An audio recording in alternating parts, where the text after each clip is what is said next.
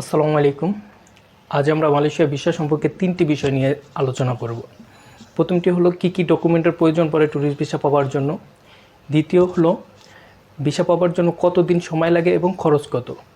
তৃতীয় হলো সাদা পাসপোর্টে কি ট্যুরিস্ট ভিসা পাওয়া যায় কি না। মালয়েশিয়ার ট্যুরিস্ট ভিসা পাওয়ার জন্য যে ডকুমেন্টগুলো প্রয়োজন তার মধ্যে প্রথমত আপনার 2 কপি হোয়াইট ব্যাকগ্রাউন্ডের ছবি, যাতে অবশ্যই আপনার দুই কান ভালোভাবে দেখা যায়। তারপরে দরকার পড়বে আপনার পাসপোর্ট, অবশ্যই পাসপোর্টের মেয়াদ 6 মাস থাকতে হবে এবং 3টি পেজ অবশ্যই খালি থাকতে হবে। তৃতীয়ত দরকার পড়বে আপনার দামি এয়ার টিকিট। আপনি দামি এয়ার টিকিট রিটার্ন সহ কাটতে হবে এবং এই সম্পর্কে আমার একটি ভিডিও আমার চ্যানেলে দেওয়া আছে।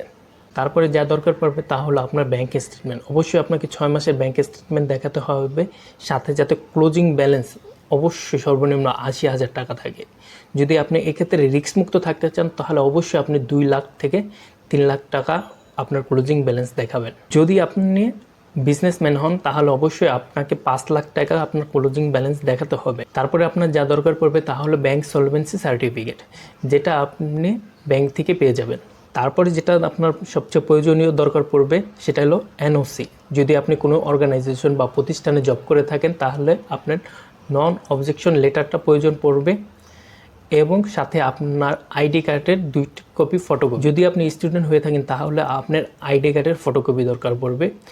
যদি আপনি বিজনেসম্যান হয়ে থাকেন তাহলে আপনার ট্রেড লাইসেন্স দরকার পড়বে। অবশ্যই ট্রেড লাইসেন্সকে ট্রান্সলেট করতে হবে ইংলিশে এবং তার সাথে নোটারি করতে হবে। যদি আপনি ইনভাইটেশন লেটার নিয়ে যেতে চান তাহলে অবশ্যই আপনাকে ইনভাইটেশন লেটার দরকার পড়বে। ইনভাইটেশন লেটারটা হলো, ধরেন আপনি মালয়েশিয়ায় কোনো বিয়েতে পার্টিসিপেট করতে যাচ্ছেন অথবা কোনো অর্গানাইজেশনের সেমিনার সভাতে যাচ্ছেন, তাহলে সেই ক্ষেত্রে আপনি ওই প্রতিষ্ঠান থেকে একটা ইনভাইটেশন লেটার নেবেন আর সেটা দিয়ে যেতে পারবেন। তারপরে দরকার পড়বে আপনার ভ্যাকসিন সার্টিফিকেট। যদি ভ্যাকসিন সার্টিফিকেট থাকে দেওয়া ভালো, না থাকলে সমস্যা নেই। আর এখন আমাদের সবারই কাছে ভ্যাকসিনের সার্টিফিকেটটা আছে, অবশ্যই এটা নিয়ে যাওয়া। যদি হাজব্যান্ড ওয়াইফ একসাথে যান তাহলে অবশ্যই ম্যারেজ সার্টিফিকেট দরকার পড়বে এবং ম্যারেজ সার্টিফিকেটের ইংলিশে ট্রান্সলেট করতে হবে এবং সাথে নোটারি করতে হবে। এই সমস্ত কাগজপত্র যদি আপনার সম্পূর্ণ থাকেন তাহলে আপনি খুব সহজেই মালয়েশিয়ার ট্যুরিস্ট ভিসা পেয়ে যাবেন। দ্বিতীয় যে বিষয়টা নিয়ে আমরা কথা বলবো তা হলো মালয়েশিয়ান ট্যুরিস্ট ভিসা পেতে কতদিন সময় লাগে এবং খরচ কত। মালয়েশিয়ার ট্যুরিস্ট ভিসা পেতে কতদিন সময় লাগবে এটা নির্ভর করবে আপনার সমস্ত কাগজপত্রের উপর। যদি আপনি সমস্ত কাগজপত্র অরিজিনাল দিয়ে থাকেন, যদি কপি বা কারো থেকে তৈরি না করে দেন তাহলে অবশ্যই আপনি 7 দিনের ভিতরে পেয়ে যেতে পারেন। এবং মালয়েশিয়ার অনেক এজেন্সি আছে যাদের সাথে মালয়েশিয়ান এম্বাসির অনেক লিয়াজও থাকে, সেই সমস্ত ক্ষেত্রে আপনি 1 দিনের ভিতরেও ট্যুরিস্ট ভিসা ম্যানেজ করতে পারেন। এখন মালয়েশিয়ার ট্যুরিস্ট ভিসা পেতে খরচ কীরকম যাবে এটা ডিপেন্ড করে হলো কত সময় ধরে ফাইলটা প্রসেস করছে বা কত তাড়াতাড়ি আপনি ভিসাটা পেতে চাচ্ছেন, এর উপরে ডিপেন্ড করে এর খরচটা নির্ণয় করা হয়।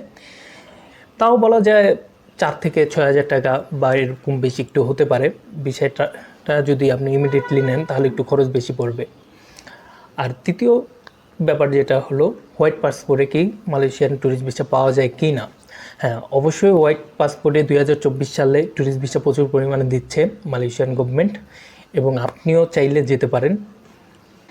আর আপনিও যদি ট্যুরিস্ট ভিসা অ্যাপ্লাই করতে চান তাহলে আমাদের সাথে যোগাযোগ করতে পারেন, আমাদেরকে কমেন্ট বক্সে জানাতে পারেন এবং এক্ষেত্রে আমরা সাহায্য করতে পারবো। এবং মালয়েশিয়ান ট্যুরিস্ট ভিসা সম্পর্কে আর যদি কোনো ইনফরমেশন জানতে চান তাহলে আমাদের স্ক্রিনে হোয়াটসঅ্যাপ নাম্বার আছে এবং এই হোয়াটসঅ্যাপ নাম্বারে যোগাযোগ করতে পারেন। আমাদের টিম আপনার সাথে অবশ্যই যোগাযোগ করবে। এরকম আরও ভিডিও পেতে আমাদের চ্যানেলটিকে লাইক, কমেন্ট এবং সাবস্ক্রাইব করে রাখুন এবং বেল বাটনটি ক্লিক করে রাখুন যাতে আমরা কোনো আপডেট দিলে আপনি সরাসরি পেতে পারেন। ধন্যবাদ।